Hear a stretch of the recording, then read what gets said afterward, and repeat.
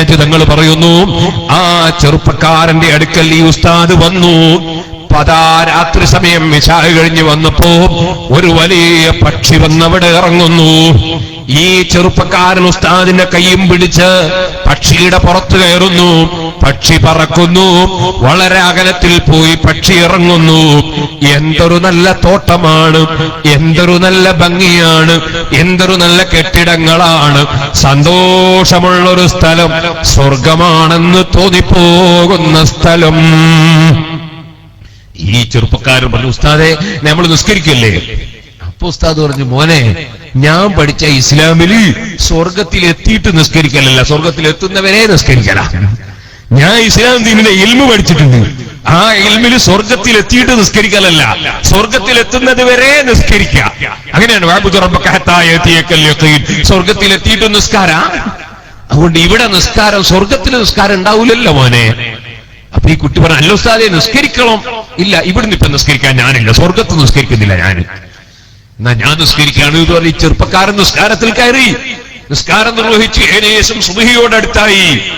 അതാ ചെറുപ്പക്കാരൻ വന്ന് പറയുന്നു, നമ്മളെ ഇറക്കിയിട്ട് പോയ പക്ഷി രണ്ടാമത് വന്നിട്ടുണ്ട് കൂട്ടിക്കൊണ്ടുപോകാൻ, നമുക്ക് തിരിച്ചു പോകാം.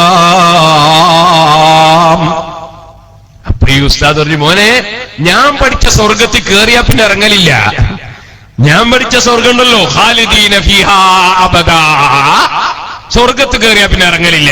അവിടെ സ്വർഗത്തിലെത്തിയ ഞാനിനി ഇറങ്ങൂല, ഇനി ഇവിടുന്ന് പോകൂല. അപ്പൊ ഈ ചെറുപ്പക്കാരൻ പറഞ്ഞു, പ്രശ്നം വരും, കുഴപ്പം വരും. എന്ത് കുഴപ്പം വന്നാലും സ്വർഗത്തിൽ നിന്ന് ഇറങ്ങൂല. സുബ്ഹാനല്ലാഹ്, ഈ പക്ഷി ചിറകിട്ടങ്ങടിക്കാൻ തുടങ്ങി. ഭൂമി കുലുങ്ങുമെന്ന് തോന്നി, പക്ഷെ ആ പണ്ഡിതൻ കുലുങ്ങിയില്ല. അതാണ് സുന്നത്ത് ജമാഅത്തിന്റെ പണ്ഡിതന്മാർ. അവരത്ഭുതം കണ്ട് കുലുങ്ങൂല. ആ പണ്ഡിതൻ അതാ ഉറച്ചു നിന്നു, ഞാൻ സ്വർഗത്തുനിന്ന് ഇറങ്ങൂല. സുബ്ഹാനല്ലാഹ്, വാശി പിടിച്ചവിടെ നിന്നപ്പോ പക്ഷി അതാ ഒറ്റക്ക് പറന്നുപോയി. നേരം വെളുത്തുകൊണ്ടിരിക്കുന്നു.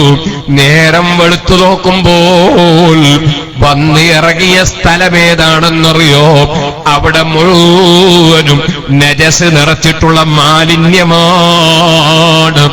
ആ മാലിന്യമാണ് തോട്ടമായി തോന്നിയത്, അതാണ് സ്വർഗമായി തോന്നിയത്. ആകയാൽ ഈ ചെറുപ്പക്കാരന്റെ തഹജ്ജുദ് നിസ്കാരം മുഴുവനും നജസിൽ വെച്ച് നിസ്കരിപ്പിക്കാൻ ശൈത്താൻ കാണിച്ച അത്ഭുതമായിരുന്നു. അറിവില്ലാത്തതിന്റെ പേരിൽ ആ പാവപ്പെട്ട ചെറുപ്പക്കാരൻ അതുവരെ പിന്തുടർന്ന പണ്ഡിതന്മാരെയും അതാ അവഗണിച്ച് നീങ്ങിയപ്പോൾ നജസിൽ പോയി നിസ്കരിക്കേണ്ടി വന്നു. മോനെ, വിവരമില്ലാതെ അത്ഭുതത്തിന്റെ പിന്നാലെ പോയാൽ ചെന്നെത്തുന്നത് നജസിലാണ് കേട്ടോ എന്ന് ബോധ്യപ്പെടുത്തിയ മഹാനായ പണ്ഡിതൻ അവിടെ വെച്ച് അതാ ആ ശിഷ്യനെയും കൂട്ടി തിരിച്ചു വരുന്നു. ഇമാം ഇബ്നുൽ ഹാജ് റളിയല്ലാഹു അൻഹു അവിടുത്തെ കിതാബുൽ മദ്ഖലിൽ ഈ സംഭവം രേഖപ്പെടുത്തിയത് കാണാം.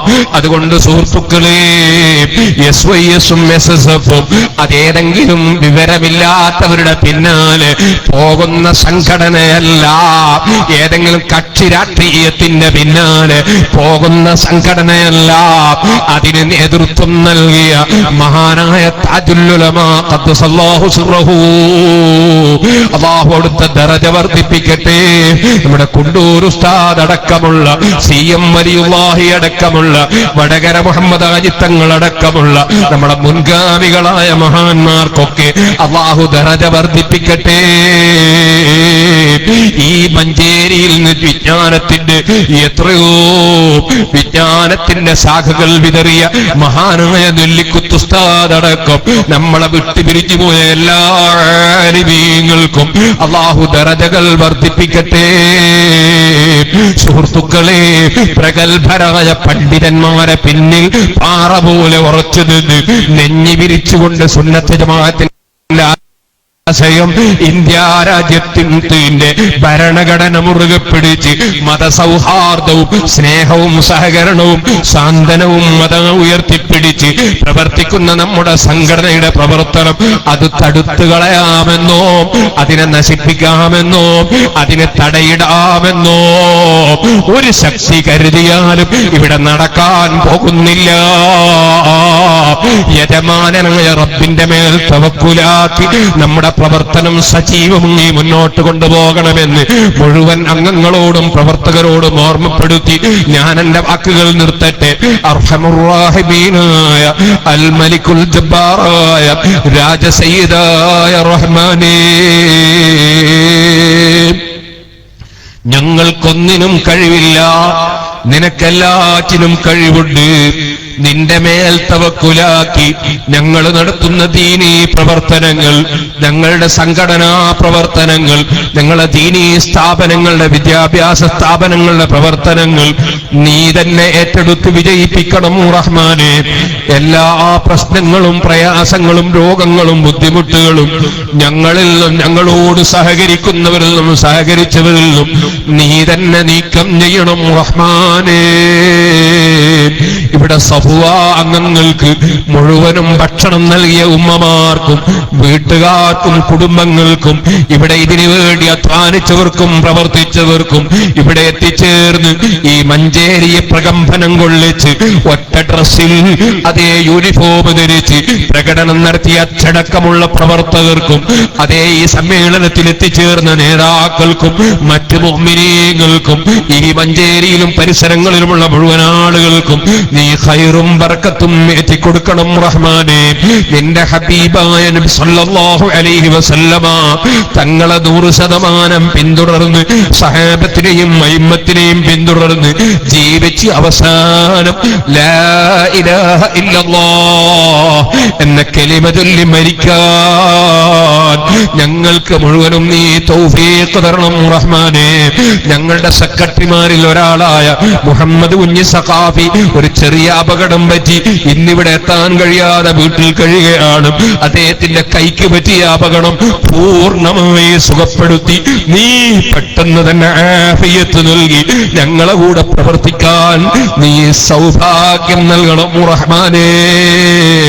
ഇന്ന് മരണപ്പെട്ടു പോയ പ്രവർത്തകന് വേണ്ടി ദുആ ചെയ്യാൻ പറഞ്ഞവരുണ്ട്, അതുപോലെ പലരും പ്രാർത്ഥിക്കാൻ പറഞ്ഞവരുണ്ട്.